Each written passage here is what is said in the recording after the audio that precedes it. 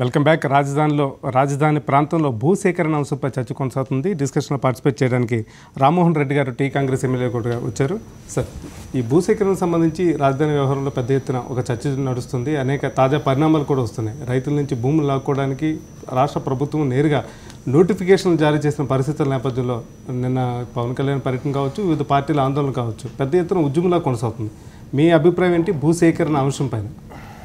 ముఖ్యంగా రైతుల పక్షాన ఎవరైనా సరే, అంటే అది జాతీయ స్థాయిలో మనం గతంలో కూడా తికాయత్ అని చెప్పి ఒక రైతు నాయకుని గురించి చాలాసార్లు విన్నాం. ఈరోజు కూడా ఆయన మర్చిపోలేము.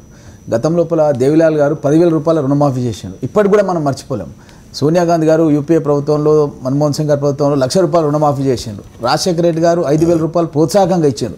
అంటే రైతులకు ఎవరు ఏ పని చేసినా సరే ప్రతి ఒక్కరి మనసులో అదేవిధంగా చిరస్థాయిగా ఉండిపోతుంది. అంటే రైతు కంట్లో కన్నీళ్లు చూడొద్దని చెప్పి ప్రతి ఒక్కరు కూడా భావిస్తారు. అట్లాంటి తరుణం లోపల పవన్ కళ్యాణ్ కూడా రైతుల పక్షాన వాళ్ళకు న్యాయం జరగాలని చెప్పి తను ప్రజలకు రావడంలో ఎవరం కూడా అభ్యంతరం పెట్టాల్సిన అవసరం లేదు. అదేవిధంగా రైతుల మనోభావాలు దెబ్బతినే విధంగా ఆఫ్టర్ ఆల్ 3,000 ఎకరాలు అని చెప్పి ఈరోజు మంత్రివర్గంలో మంత్రులు ఏదైతే మాట్లాడుతున్నారో ఖచ్చితంగా ప్రతి ఒక్కరికి, ప్రతి రైతుకు కూడా ఈరోజు బాధ కలిగిస్తుంది. ఎందుకంటే రైతులను చిన్నచూపు చూసే విధంగా ఈరోజు తెలుగుదేశం ప్రభుత్వంలో మంత్రులు మాట్లాడుతున్నారు. ఆ రైతులు ఏదైతే మనోవేదనకు గురి చేస్తారో వాళ్ళ తరపున తను వకాల్తా పుచ్చుకొని ప్రజల్లోకి వచ్చినప్పుడు వాళ్ళకు న్యాయం చేయాలి అని చెప్పి తను పోరాటం చేయడానికి తప్పకుండా స్వాగతించాల్సిన అవసరం ఉంది. దాంట్లో ఎట్లాంటి పొరపాటు లేదు. ఖచ్చితంగా 3 పంటలు పండే ప్రాంతం లోపల ఇంతకుముందు ప్రజలు చెప్పినట్టుగా అది గ్రీన్ బెల్ట్గా చేసి అసలు దాన్ని ఏమాత్రం కూడా డిస్టర్బ్ చేయకుండా even environment point of view కూడా అలాగే దాన్ని కాపాడితే బాగుంటుందని చెప్పి నా ఉద్దేశం. రఘునాథ్ బాబు గారు, వాస్తవంగా ఈ అంశంపై విస్తృతంగా చర్చ జరుగుతున్న నేపథ్యంలో ప్రభుత్వం ఆ కమిటీని వేయాలని ఒక పెద్ద ఎత్తున డిమాండ్లు వస్తున్నాయి. ప్రతిపక్షాలతో కావచ్చు, నిపుణులతో కావచ్చు, దేశంలోనే ఈ భవన నిర్మాణాల రంగంలో కానీ లేకపోతే పట్టణాల బాగా కన్స్ట్రక్షన్ చేయడంలో పెద్ద ఎత్తున నైపుణ్యం ఉన్న వాళ్ళని కానీ ఒక కమిటీ ఏర్పాటు చేయాలని ఒక రకమైన డిమాండ్ ఉంటున్న నేపథ్యంలో రాష్ట్ర ప్రభుత్వం దీన్ని ఎందుకు పట్టించుకోవడం లేదని అనుకుంటే ఒక కారణం ఏముండొచ్చు అంటే నాకు తడుతుంది. ఒకటి బ్రాడ్గా ఇక్కడే క్యాపిటల్ రావాలనేది అయితే జగన్మోహన్ రెడ్డి గారు కూడా ఒప్పుకున్నారు. లేదు బ్రాడ్గా అంటే సరే ఆయనకి ఓకే అని అన్నారు. ఇకపోతే ఇప్పుడు రకరకాల కమిటీలు వేయటం వల్ల 2019 కన్నా కనీసం ఒక రూపం రాకపోతే ఒక టర్మల్లో అయిపోయి 5 ఏళ్ళు ఉండి దాన్ని ఏమి చేయలేకపోయారనే పరిస్థితి వస్తుంది. ఇప్పటికే ఒక రకంగా జరగాల్సినటువంటి స్పీడ్ కన్నా ఎంతో కొంత స్లోగానే నడుస్తుంది మొత్తం కార్యక్రమం. అటువంటిది మళ్ళీ దీని మీద రకరకాల ఆలోచనలు, రకరకాల మార్పులు, చేర్పులు ఇవన్నీ వస్తే చాలా లేట్ అవుతుంది. నో డౌట్ ఇది యాంబిషియస్ ప్లాన్, దానిలో ఇంకో డౌట్ లేదు. కానీ ఒకసారి ఒక నిర్ణయం తీసుకున్నాక ఇప్పుడు అటు ఇటు మార్చడం కూడా ఇంకా చాలా చాలా సమయం అవుతుందని బహుశా ప్రభుత్వం అధికారంలోకి వచ్చే 15 నెలల సమయం కదండి. 15 నెలల సమయంలో ప్రారంభంలో అధికారంలోకి వచ్చిన మొదటి తొలినాళ్ళల్లోనే ఒక కమిటీని వేస్తే సరిపోయేది కదా, ఇప్పటికల్లా ఒక రూపు వచ్చేది కదా, ఈ సమస్యలు ఉండేవి కాదు కదా. తొలినాళ్ళల్లో ఎక్కడ పెట్టాలనే దగ్గర, తర్వాత సరే ఎక్కడైనా డిసైడ్ అయినాక ఈ రైతులను ఒప్పించే దగ్గర, ఇట్లా ఈ దీని మీద ఒక రకంగా మాట్లాడాలంటే ప్రభుత్వం మిగిలిన పనులు నెగ్లెక్ట్ చేసి, ఉదాహరణకి ఆ ఇండస్ట్రియల్ కారిడార్ వాటి మీద దృష్టి ఎక్కువ పెట్టి ఉండాలి. వాటిని కూడా పక్కన పెట్టి సమయం అంతా దీని మీదే ముఖ్యమంత్రి గారు ఆలోచన చేస్తా ఒక రకంగా అది కరెక్ట్ కాదు. కాబట్టి ప్రభుత్వం పెద్ద అలసత్వం ఉందని నేను అనుకుంటున్నాను ఈ విషయంలో. శ్రీహరి గారు, మీరు అన్నట్టు ఖచ్చితంగా ఏదైనా సమస్య వచ్చినప్పుడు, ముఖ్యంగా 5 కోట్ల మరి తెలుగు ప్రజలకు సంబంధించిన సమస్య వచ్చినప్పుడు అధికారం ఉన్న ఏ పార్టీ అయినా కూడా చర్చల ద్వారానో కమిటీల ద్వారానో సామరస్యంగా అందరికీ ఆమోదయోగ్యమైన ఒక పరిష్కారం కనుగోవాల్సిన బాధ్యత ప్రభుత్వం మీద ఉంది. కానీ ఈ ప్రభుత్వం, తెలుగుదేశం పార్టీ ప్రభుత్వం ఆ దిశలో ఆలోచించట్లేదండి. ఎప్పుడైనా మీరు చూడండి, ఇది భూసేకరణ కానివ్వండి, పూర్వకంగానే ప్రతిపక్షం మాకు అభ్యంతరం లేదండి, వాళ్ళు ఒంటెద్దు పోగొట్టుకు పోతా ఉన్నారు, ప్రజలు గమనిస్తూ ఉన్నారు. వాళ్ళు ఒక భూసేకరణ కాదు, ఈ ప్రత్యేక హోదా అయితేనేవ్వండి, రాష్ట్రానికి రావాల్సిన నిధులు అయితేనేమి, రాష్ట్రానికి రావాల్సిన ఇబ్బందులు అయితేనేమి, కేంద్ర ప్రభుత్వం తీసుకురావాల్సిన ఏ సహాయ చర్యలైనా కూడా ఎవరిని సంప్రదించట్లేదు. అఖిలపక్షం తీసుకుపోవాలని మేము ఎన్నోసార్లు అడిగాం. రైల్వే ప్రాజెక్టులు తీసుకురావడంలో విఫలమయ్యారు. ఈరోజు ప్రతిపత్తి తీసుకురావడంలో ఈరోజు ఇంకా రావట్లేదు.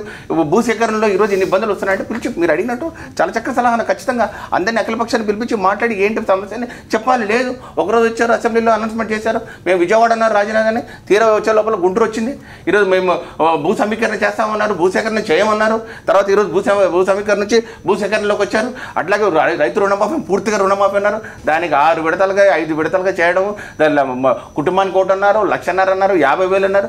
ఈ విధంగా మీరు అన్నట్టు ఈ యొక్క ప్రభుత్వం ఒంటెత్తి పొగట్లు పోతా ఉందండి. ఎవరిని పట్టించుకునే అవసరం లేదు. మాకు ప్రభుత్వం మాకు ఇచ్చారు కాబట్టి మేము ఆ విషయంలో చేస్తామని ఒక దిశలో ఉంది, ఒక దృష్టితో ఉంది, ఒక ఆలోచన ఉంది తప్ప మీరు అన్నట్టు కమిటీలు వేసి సామరస్యంగా ఈ భూసేకరణ విషయంలో ఏదైనా ఒక ముందు స్టెప్ వస్తే కానీ అందరూ మేము సహకరించడానికి సిద్ధంగా ఉన్నాం. ఆ విధమైన అడుగులు పెట్టలేదు. కమ్యూనిస్ట్ వాళ్ళు అయితేనేమి, ఈరోజు పవన్ కళ్యాణ్ అయితేనేమి, వైఎస్ఆర్ కాంగ్రెస్ ప్రధాన ప్రతిపక్షం ఎవరిని వాళ్ళు కన్సల్ట్ చేశారు అడగమని. బయట పార్టీలతో కాదు, పార్టీలో ఉన్న వాళ్ళతో కూడా మాట్లాడటం ఒక సమాచారం సార్. ఆయన తప్పు పట్టేది ఏం లేదు సార్. పక్క రాష్ట్రం ముఖ్యమంత్రికి ఆయన పార్టీ వాళ్ళతో కాదు కదా ఎవరితో కూడా మాట్లాడే తీరిక లేదు. ఎందుకంటే ఆయన ఈ రాష్ట్ర ప్రభుత్వాన్ని, తెలంగాణ రాష్ట్ర ప్రభుత్వాన్ని పడగొట్టే కుట్రలో బిజీగా ఉండే పాపం ఆయన. అందుకని చెప్పేసి ఎక్కడ కూడా ఆయనకు అంటే ఆ ప్రజల గురించి పట్టించుకున్న తీరిక ఓపిక లేకుండే. నెక్స్ట్ వచ్చేసి ఎందుకంటే ఆయన ఇప్పుడు పోతుంది కదా, రేపు 25వ తారీఖు నాడు పోతుంది కదా. బీహార్ రాష్ట్రంలో మొన్న 21 జిల్లాలకు ఇంక్లూడింగ్ పాట్నా అంటే బీహార్ క్యాపిటల్ తోటి కలిపి వాళ్ళకి అందరు కూడా ట్యాక్స్ ఎగ్జెంప్షన్ ఒక 15% tax exemption 32 AD IT act ప్రకారం ఇస్తున్నారు. దాన్ని ఇంప్లిమెంట్ చేపియమనండి. ఎందుకంటే ఈరోజు బీహార్కు కేంద్రము దాదాపుగా 40,000 కోట్లు మొదలు ప్రకటించి తర్వాత 1,20,000 కోట్లు మొత్తం కలిపి 1,60,000 కోట్ల రూపాయలని ప్రకటించడం జరిగింది. అదేవిధంగా 21 డిస్ట్రిక్ట్స్కి 15% ట్యాక్స్ ఎగ్జెంప్షన్ ప్రకటించడం జరిగింది. స్టేట్ బైఫర్కేషన్ యాక్ట్లో ఏదైతే ఉన్నదో దాన్ని ఇంప్లిమెంట్ చేయమని చెప్పండి. ఏవి వద్దు, ఆయన స్టేట్ బైఫర్కేషన్ యాక్ట్లో ఇంప్లిమెంట్ చేస్తే సంతోషం. కానీ నేను ఒకటే అంటున్నా, ఈరోజు చంద్రబాబు నాయుడు గారు ఏం చేస్తున్నారంటే రియల్ ఎస్టేట్ ఇక్కడ ఏదైతే చేసిండో అక్కడ కూడా అదే చేస్తుండు. రామ్మోహన్ రెడ్డి అదే ఇప్పుడు ప్రభుత్వం యాక్చువల్గా ఒక కమిటీని ఏర్పాటు చేసి ముందుకు నడవాల్సిన తీరులో ఏకపక్ష దూరంతో ముందుకు వెళ్ళిపోతుంది. అందువల్ల ఈ సమస్యలు వస్తున్నాయని పెద్ద ఎత్తున విమర్శలు. ఖచ్చితంగా ప్రభుత్వం అఖిలపక్ష కమిటీ పెట్టేసి అన్ని రాజకీయ పార్టీల యొక్క ఆలోచనలు తీసుకొని దాని మూలంగా ముందుకెళ్తే అసలు ఇబ్బందులు రాకుండా ఉంటాయి. ఎందుకంటే యాజ్ ఇట్ ఈస్గా జగన్మోహన్ రెడ్డి గారు కూడా స్వాగతించారు, తనేం అబ్జెక్షన్ చేయలేదు రాజధాని విషయంలో, ఎక్కడ కూడా అబ్జెక్షన్ చేయలేదు. అలాంటప్పుడు వాళ్ళ యొక్క ప్రతిపక్షాల యొక్క సలహాలు సూచనలు తీసుకొని ముందుకెళ్తే అసలు స్టేట్ ప్రోగ్రెస్ కావడానికి కూడా వీలవుతుంది. కాబట్టి తప్పకుండా ప్రతిపక్షాల అందరిది కూడా సూచనలు తీసుకొని వెళ్తే బాగుంటుంది. రాష్ట్రంలో గవర్నర్ మారబోతున్నారా? రాజ్భవన్లో కీలక పరిణామం సంభవించబోతుందా? టైమ్స్ ఆఫ్ ఇండియాలో ఈరోజు ప్రత్యేక కథనం వచ్చింది. దీనిపై డిస్కషన్ కొనసాగుతుంది. కాసేపు బ్రేక్ తర్వాత.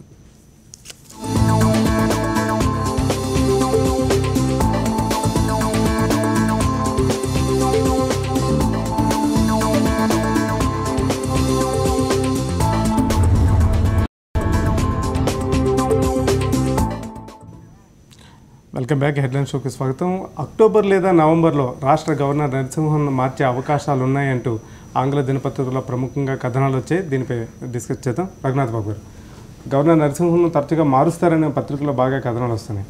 వాస్తవంగా మార్పు అనేది ఇక్కడ చంద్రబాబు నాయుడు ఒత్తిడి ఫలితం అంటారా, లేకపోతే మీకు కేంద్రంలో అవసరాలు ఉన్నాయి కాబట్టి అక్కడ తీసుకెళ్తామని అనుకుంటున్నాను? లేదు, నేనైతే అట్లా కేంద్రం కావాలని ఇట్లా చేసిందని అనుకోను. కానీ అసలు ఇటువంటిది ఏదన్నా తెర మీదకి వస్తే ఇప్పుడు ఈ 2 రాష్ట్రాల మధ్య ముఖ్యమంత్రుల మధ్య ప్రాబ్లమ్స్ ఉన్నాయి. కామన్ క్యాపిటల్ హైదరాబాద్లో ఉండటం జరుగుతుంది. ముఖ్యంగా మొన్న ఈ ఓటుకు నోటు ఇది వచ్చినప్పుడు అక్కడి నుంచే ఈయన మీద కొంత ఇది ఎక్కువ మొదలైంది.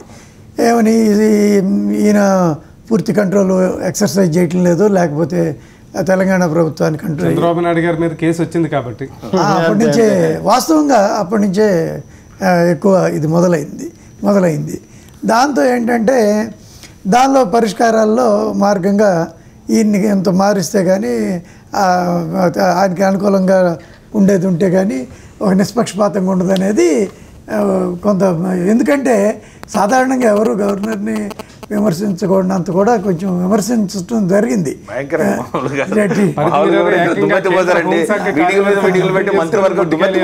మంత్రులు కొందరు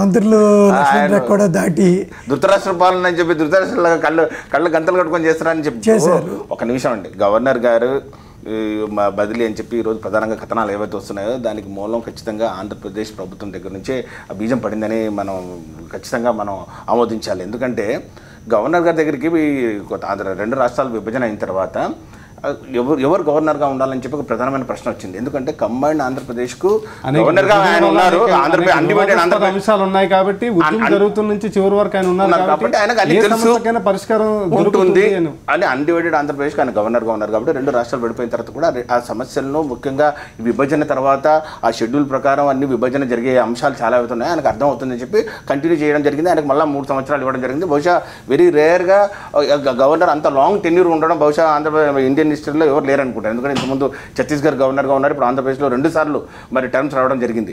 కానీ ఎప్పుడైతే ఆంధ్రప్రదేశ్ ఏర్పాటు చేయడం జరిగిందో తెలుగుదేశం పార్టీ ప్రభుత్వం అధికారంలోకి వచ్చిందో మేము మొదటి నుంచి వైఎస్ఆర్ కాంగ్రెస్ పార్టీ గవర్నర్ గారిని కనీసం ఒక 5-6 సార్లు కలవడం జరిగింది.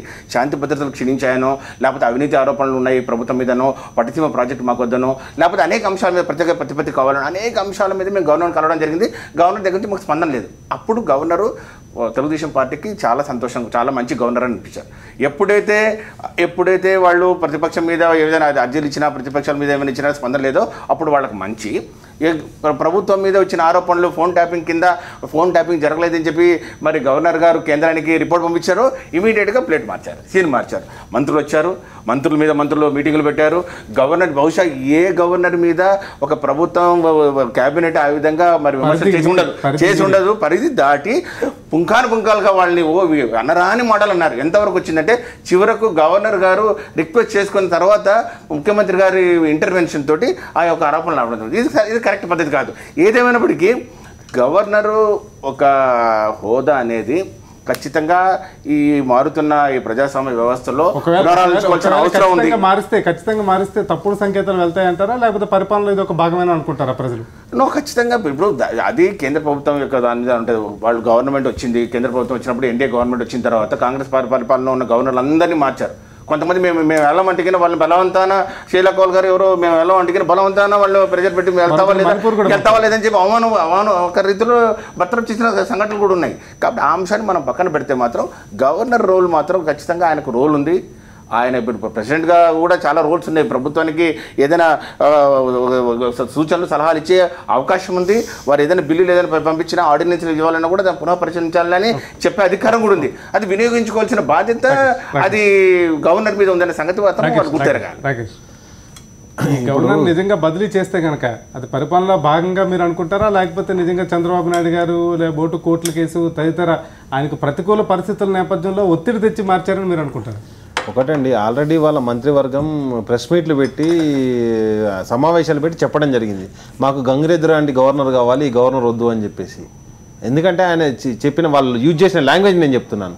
మేము అనేది ఏంటంటే ఈరోజు బలవంతంగా ఈరోజు జరిగే 25th రోజు ఏదైతే జరుగుతున్నట్టు రేపు జరిగేటువంటి మీటింగ్లో ప్రధాన డిమాండ్ వీళ్ళది గవర్నర్ మార్చాలనే ఉంటుంది. ఏది టీడీపీ పార్టీది. ఎందుకు పార్టీది ఉంటుంది అంటే వాళ్ళు డైరెక్ట్గా రెడ్ హ్యాండెడ్గా ప్రజాస్వామ్యంలో అత్యంత ఏకరమైనటువంటి రీతిలో వాళ్ళు పట్టుబడడం జరిగింది. కాబట్టి ఈరోజు గవర్నర్ మారిస్తే ఏదైతే యాక్ట్ 8ను ఇంప్లిమెంట్ చేయాలని చెప్పేసి డిమాండ్ ఏదైతే ఉన్నదో దాన్ని ఇంప్లిమెంట్ చేయడానికి లేకపోతే గవర్నమెంట్ చెప్పినట్టు వ్యక్తి ఉండాలన్న ఉద్దేశంతో ఈరోజు పోవడం జరుగుతుందండి. కాబట్టి గవర్నర్కి ఇంకా 2017 వరకు టైం ఉన్నది. ఈ రాష్ట్రం విభజన జరిగేటప్పుడు కూడా ఆయనే గవర్నర్గా ఉండే, ఇప్పుడు కూడా ఆయనే ఉన్నాడు, 15 నెలలు ఉన్నాడు. ఇంకా పాపం ఆయన కూడా ఎందుకు అవమానకర రీతిలో ఆయన పంపించడం, ఆయన టర్మ్ ఎంత ఉందో అంత కంప్లీట్ అయిన తర్వాత ఎవరు కొత్త వస్తారని పెట్టుకుంటే సరిపోద్ది. కానీ దీనికి వాంటెడ్లీ ప్రెజర్ వేసి చంద్రబాబు నాయుడు ఈరోజు పోతున్నటువంటి చర్చకు ప్రత్యేక హోదానో లేకపోతే ప్రత్యేక ప్యాకేజో కావాలని పోతలేదు ఢిల్లీకి. గవర్నర్ మార్చాలి, ఎందుకంటే ఆయన ఇరుక్కున్న కేసు అంత పెద్ద కేసు కాబట్టి, ఆయన ఛార్జ్ షీట్ రేపు దాఖలవుతుంది కాబట్టి ఆయన అరెస్ట్ కాకుండా ఉండాలంటే గవర్నర్ మారాలి. ముఖ్యంగా గవర్నర్ గారు గతం లోపల ఉమ్మడి రాష్ట్రంలో ఉన్నప్పుడు మన రాష్ట్రంలో తను ఐపీఎస్ ద్వారా తను హోమ్ డిపార్ట్మెంట్లో కూడా సెక్రటరీగా కూడా గతంలో వర్క్ చేసిన దాఖలాలు ఉన్నాయి. తర్వాత ఉమ్మడి రాష్ట్రంలో కూడా పనిచేసిన దాఖలాలు. అందరికంటే బెస్ట్ గవర్నర్గా పెర్ఫామ్ చేయడానికి తనకే అవకాశం ఉంది మన రాష్ట్రం లోపల ఉమ్మడి గవర్నర్ కాబట్టి. కానీ మాకైతే అర్థం కావట్లేదు, ఇటు తలసాని శ్రీనివాస్ యాదవ్ అతను టీడీపీ నుంచి ఎన్నికయ్యాడు, అతన్ని మంత్రిగా అతను ప్రమాణ స్వీకారం చేశారు. మా గండ్ర వెంకటరమారెడ్డి గారు స్పీకర్గా అడిగారు, నేను రాజీనామా చేశానని ప్రమాణ స్వీకారం చేసే రోజు ఆయన ప్రెస్ స్టేట్మెంట్ ఉంది మా దగ్గర. మేము స్పీకర్ ఆఫీస్ నుంచి కనుక్కుంటే అసలు మాకు రాజీనామా లెటర్ రాలేదని చెప్పడం జరిగింది. గవర్నర్ అనే వ్యక్తి ఇమీడియట్లీ దాన్ని సుమోటోగా తీసుకొని 6 months అయిపోయిన తర్వాత ఈ కెనాట్ కంటిన్యూ. మాకు మొన్న జరిగినటువంటి శాసనమండలి ఎన్నికల లోపల అతను టీడీపీ శాసనసభ్యుడనే ఉంది. అదేవిధంగా ఇంద్రకరణ్ రెడ్డి గారు కూడా అతను బీఎస్పీ పార్టీకి సంబంధించిన మాయావతి బీ ఫామ్ ఇస్తే తను గెలవడం జరిగింది. తను కూడా ఈరోజు మంత్రివర్గంలో కొనసాగుతున్నారు. అంటే 6 నెలల కంటే వీళ్ళు నిజంగా నైతికంగా వాళ్ళు అన్న ప్రజారాజ్యం పార్టీని మెర్జ్ చేసుకున్నారు. రాకేష్ నువ్వు మాట్లాడేటప్పుడు నేను మాట్లాడలేదు. సరే మీరు చెప్పండి అన్న. రాకేష్ అయితే మంత్రివర్గంలో కొనసాగే నైతిక హక్కు వీళ్ళకి లేదు మంత్రులుగా. అలాంటి వాళ్ళను కొనసాగించడానికి ఎందుకు గవర్నర్ గారు ఈ విధంగా తను యాక్షన్ తీసుకోవడం అనేది మాకు అసలు అర్థం కావడం లేదు. ఎందుకంటే ఇట్ లీడ్స్ టు కరప్షన్. ఒక అర్హత లేని వ్యక్తికి ఒక మంత్రి పదవి రాజ్యాంగంతో కూడుకున్నటువంటి ఒక పదవి ఇచ్చి దాని ద్వారా అతను రాష్ట్రాన్ని పరిపాలించే ఒక హక్కు అతను పొందిండు. అంటే ఒక నైతికంగా అతనికి యాక్చువల్గా క్వాలిఫికేషన్ లేదు. అర్హత లేని వ్యక్తికి మంత్రి పదవి ఇచ్చి దాని మూలంగా మన ఖజానాకి, రాష్ట్ర ఖజానాకి ప్రజలు ట్యాక్స్ చెల్లించి వాళ్ళ కష్టంతో ఉన్నటువంటి ఖజానాకి నష్టం వాటిల్లే విధంగా ముఖ్యమంత్రి దీనికి బాధ్యత వహించి ఖచ్చితంగా ఈ మంత్రులను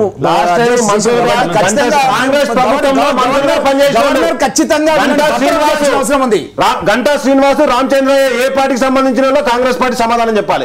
ఆ రోజు ప్రజారాజ్యం పార్టీ ఈ రోజు ఇందిరాగాంధీ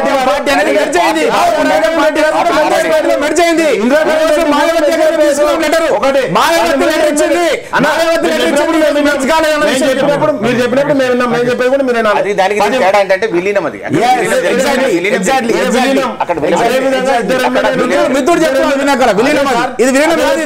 అదే విధంగా మేము ఏం చెప్తున్నామంటే 10 మంది కాంగ్రెస్ టీఆర్ఎస్ ఎమ్మెల్యే రాజీనామా చేసి గెలవండి.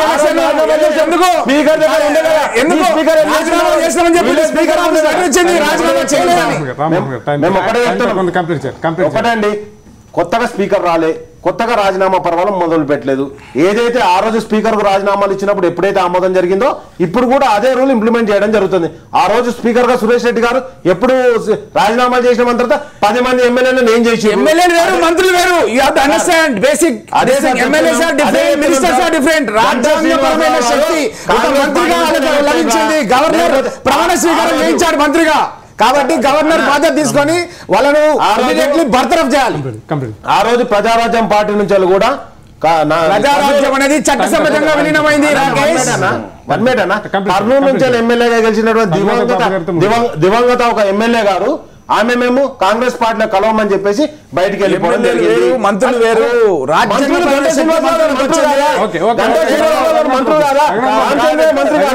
వాటి సమాధానం చెప్పండి.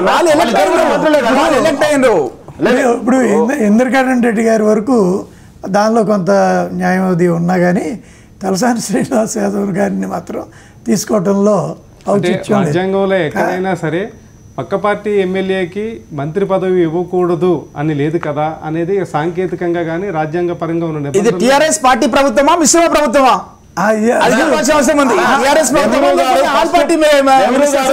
నెహ్రూ గారు ఫస్ట్ ప్రైమ్ మినిస్టర్ గా గెలిచినప్పుడు, ప్రైమ్ మినిస్టర్ గా ఉన్నప్పుడు అంబేద్కర్ గారు కూడా కాంగ్రెస్ నుంచి ఎలక్ట్ కాలేదు. ఇప్పుడు నెహ్రూ గారు తీసుకున్నప్పుడు అంబేద్కర్ గారు లేకపోతే వారు సోషలిస్ట్ పార్టీ మొత్తం మీదకి ఇష్యూ ఒక సాంకేతిక ఉన్నాయి కాబట్టి వాళ్ళు మా ముఖర్జీ మా పార్టీ ఉన్నప్పుడు వాళ్ళని వాళ్ళు ఏ పార్టీకి సంబంధించిన వాళ్ళు కాదు. నెంబర్ 1. నెంబర్ 2, ఆ పార్టీలకి ఒకవేళ ఉంటే ఆ పార్టీలకి అభ్యంతరం లేదు. కానీ ఇక్కడ ఈ పార్టీకి అభ్యంతరం కూడా ఉంది తెలుగుదేశానికి.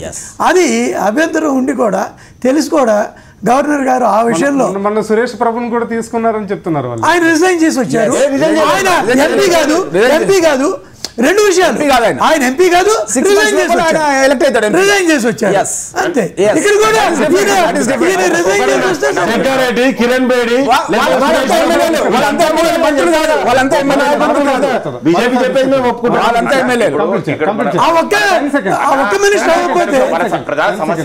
ప్రధాన సమస్య ఏంటంటే గవర్నర్ గారు ఈ విధంగా రాజ్యాంగబద్ధంగా ఏదైనా పరిపాలన సాగిస్తున్నప్పుడు రాజ్యాంగ పరంగా అన్ని అంశాలు కరెక్ట్ గా ఉన్నాయా, ప్రజాప్రతినిధులు ఎలక్ట్ చేసినప్పుడు లేకపోతే వాళ్ళు పార్టీలు మార్చినప్పుడు అలాగే చట్టాలు ఉన్నాయి, పార్టీ ఫిరాయింపుల చట్టాలు ఉన్నాయి. ఈ చట్టాలకు అనుగుణంగా వాళ్ళు ఆయన పరిపాలన సాగించాల్సిన అవసరం ఉంది. ప్రజారాజ్యం పార్టీ అయితేనేమి అంబేద్కర్ గారి ఎగ్జాంపుల్ తీసుకున్నారు కాబట్టి ఆయన పార్టీ మారలేదు. ఆయన అదే పార్టీ ఉన్నారు, మద్దతు తీసుకున్నారు, ఆయన తీసుకున్నారు, సంకీర్ణ ప్రభుత్వంగానే అనుకోవచ్చు. కానీ ఇక్కడ పిఆర్పి అనేది స్వచ్ఛందంగా కాంగ్రెస్ పార్టీలో విలీనమైనప్పుడు అగ్రిమెంట్ ఏంటి, ఒక రాజ్యసభ సీట్ ఇస్తాము, 2 మంత్రులు పదవులు ఇస్తాము అన్నారు. కాబట్టి అందులో భాగంగా ఆ ప్యాకేజ్ లో భాగంగా జరిగింది, ఒక కేంద్రంలో మంత్రి ఇవ్వడం జరిగింది. కానీ ఇవన్నీ అనడం ఏంటంటే ఇప్పుడు మన సబ్జెక్ట్ ఏంటంటే గవర్నర్ గారి పరిపాలన ఇలాంటి అంశాల మీద వాళ్ళు స్పందించాల్సిన అవసరం ఉంది. స్పందించకపోవడం దురదృష్టకరం. అలాగే టీఆర్ఎస్ లీడర్ రాకేష్ గారికి, బీజేపీ సీనియర్ నేత రఘుబర్నాథ్ బాబు గారికి, అలాగే టీ కాంగ్రెస్ ఎమ్మెల్యే రామ్మోహన్ రెడ్డి గారికి ధన్యవాదాలు. తాజా వార్తలు తదుపరి ప్రసారం అవుతాయి. మళ్ళీ రేపటి హెడ్లైన్ షోలో కలుసుకుందాం.